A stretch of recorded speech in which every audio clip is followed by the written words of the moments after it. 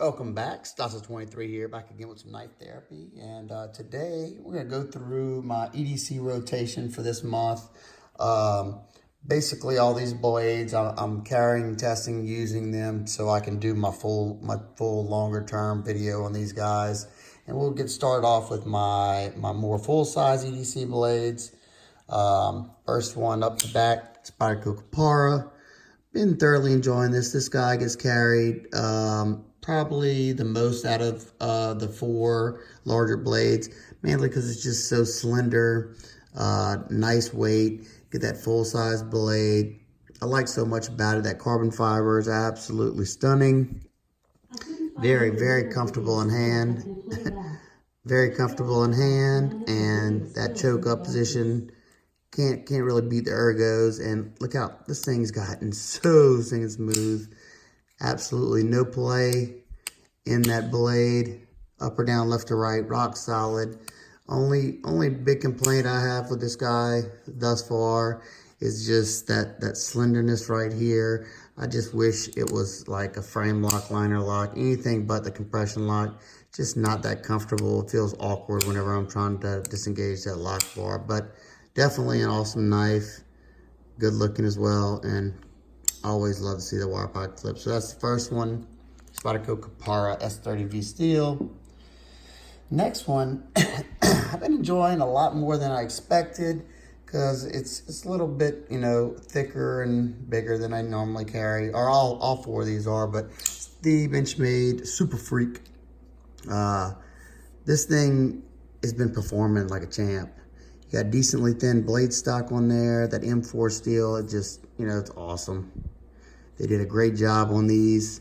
My grinds are even on both sides. Coating's holding up well. I mean, I hadn't done no torture test or anything to it, but, you know, just standard stuff that I do on it, and pretty much held up better than I expected. The handles, attractive, comfortable. Love the weight on this guy. The balance on this guy is very, very nice. It makes it feel so much lighter than it actually is. It's right there in that choil.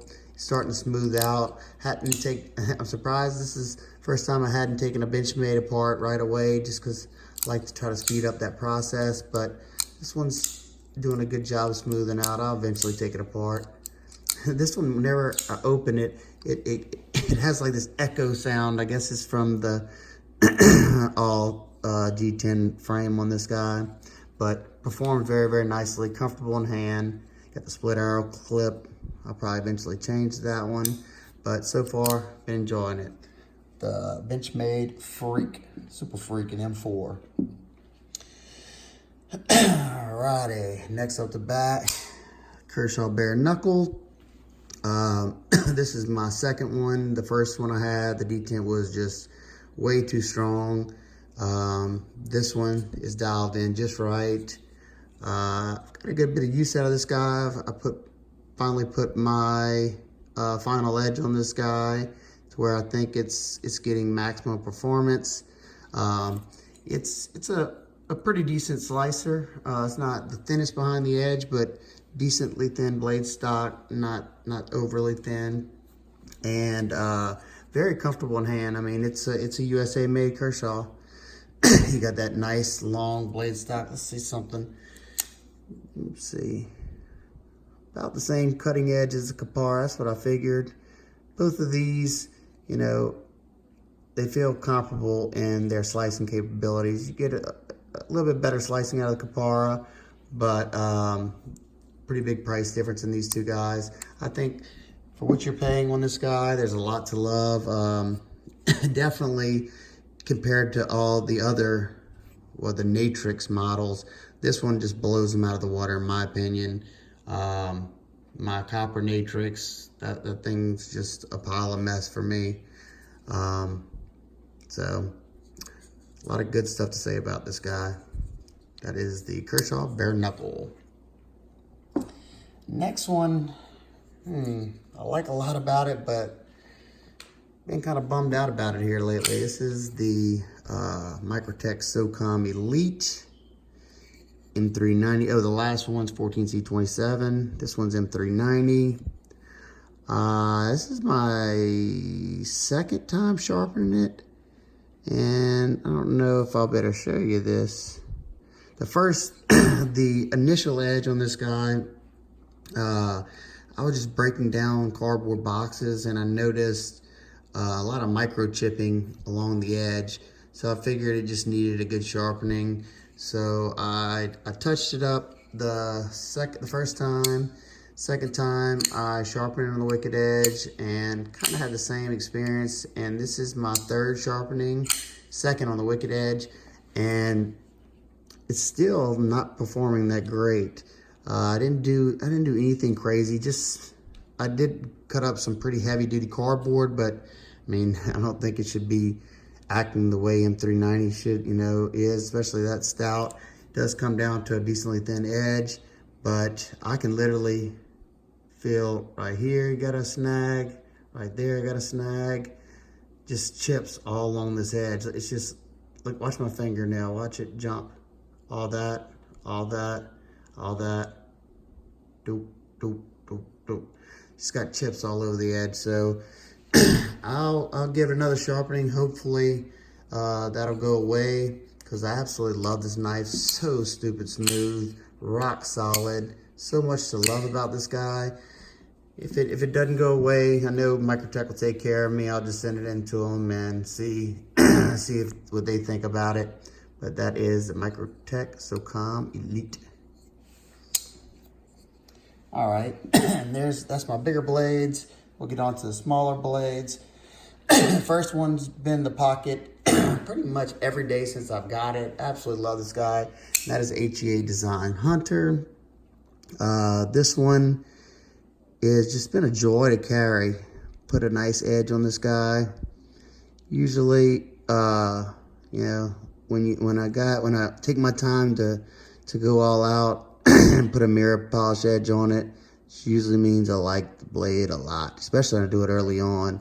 This is 154 cm steel, which takes a great polish. That's something I've always known about 154 or CPM 154. Both of them take excellent polishes, get ridiculously sharp.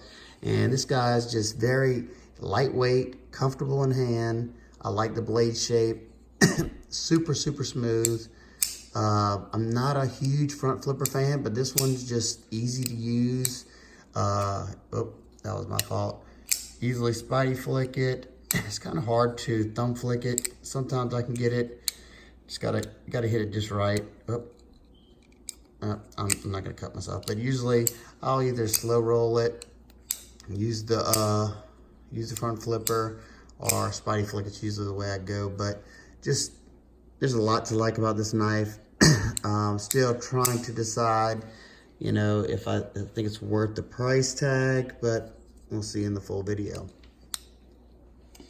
Another one that's been in the pocket an awful lot, the WE Pleroma. Took me a while to get used to this handle and hand. Just felt really awkward in the beginning. It's starting to get there. Still, I mean, it's not the ergos, like the Hunter, but like I said, I've gotten used to it. I love that blade shape. I love the scales. It's a really good looking knife, and it's different. I like to have some different stuff in my collection. I got a lot of the same looking knives, and the Hunter and this guy both, they're different from the norm. This one got some good fidget factor to it. Can open it a lot of different ways, and that blade shape's good for a nice utility task. So there you go. It's an M390 as well. The only thing, I'm not a huge fan of the blade finish. It just smudges a lot and just looks kind of funky. So if there's something I could change right away, it'd be that blade finish. All right, the next one. I was talking to my buddy Daddyo EDC on Instagram about this guy, the Ace Biblio. I mainly use just the thumb hole because I kind of dial the detent to where it's a weak flip right there. I mean, if I really give it a push button, that's about the hardest it'll flip, but I usually open it with a spidey flick or with a thumb flick or a slow roll. So he deleted his he got his flipper tab deleted. So I think next time I do some maintenance on this guy, I'm gonna take away that flipper tab too, because it makes the lines look so much cleaner on this guy. This thing is very comfortable in hand. That thick micarta fills the hand out, and I love me some micarta. M390 blade steel, a lot to like on this guy as well.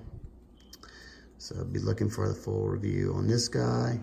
This wire pocket clip is pretty awesome. It's a stout wire pocket clip compared to the Spyderco wire clip. It's like the Spyderco wire clip on steroids. Look how thick it is compared to the Spyderco clip. It's a lot more robust, and I like it. Alrighty, next one. I'm still loving it. Sheargroff Neon Light in M390. It's another one that I don't love the blade finish. It's got that blasted finish. Kind of looks like the Weed Pleroma finish almost. You know, it's good if you need a non-reflective blade, but I just don't like the way they wear. You know, when I use my knife, so you know when the blade starts looking funky because it's got like smudges. It's not like, I don't know, not like a normal stone wash or satin blade that wears. Action on this guy is still excellent. Very comfortable in hand. This is gonna be a favorite for a long time. Alrighty.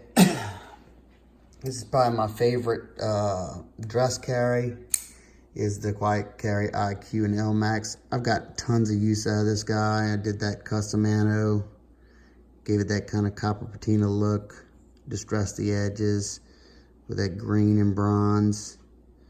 And this thing's just a beast. It performs excellent. So slender. It disappears in the pocket. Nice action. Comfortable for its size. There you go. This is a hidden gem right here, in my opinion. Also still got the busker in the pocket.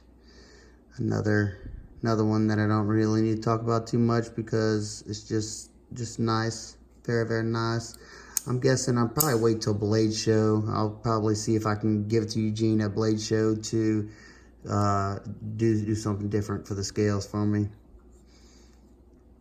Love it, love it. Such a smooth, wacky knife. Atlantic Buster M390. And the last one I've been carrying, especially whenever I got some tougher tasks, and I don't mind, you know, it's kind of like my beater now, is my Lefty Small 21. I got this one on trade from my good buddy Zelric, and I've been using the hell out of this thing. I can use my knives both left or right-handed. I'm somewhat ambidextrous in certain things. Like in baseball, I threw right-handed and I batted left-handed. So I can do some things left-handed pretty well. So whenever he was talking about wanting to trade this guy, I figured why not give it a shot. I figured if I didn't like it, I could get it refurbished and some lefty would want it. But I love the fact that it's a double lug. So if I want to use it right-handed, it's a good flicker. Got a nice snappy detent on this guy. Comfortable in hand. The small 21 is perfect size for me for my EDC. Fits my hand, my medium-sized hand, just perfect. Comfortable in the hand. Good user. I love the Insingo blade shape. Nothing more to say. So there's my EDC blades for the month. Let me know what you're carrying. If you have any of these blades, which ones are your favorites? Love to know what everybody else is carrying in the community. If you want to know anything about any of those in particular, let me know down in the comment section, and I will do my best to answer you. All right, guys and girls, make sure to click like, share, and subscribe, and I'll see you on the next one. Peace.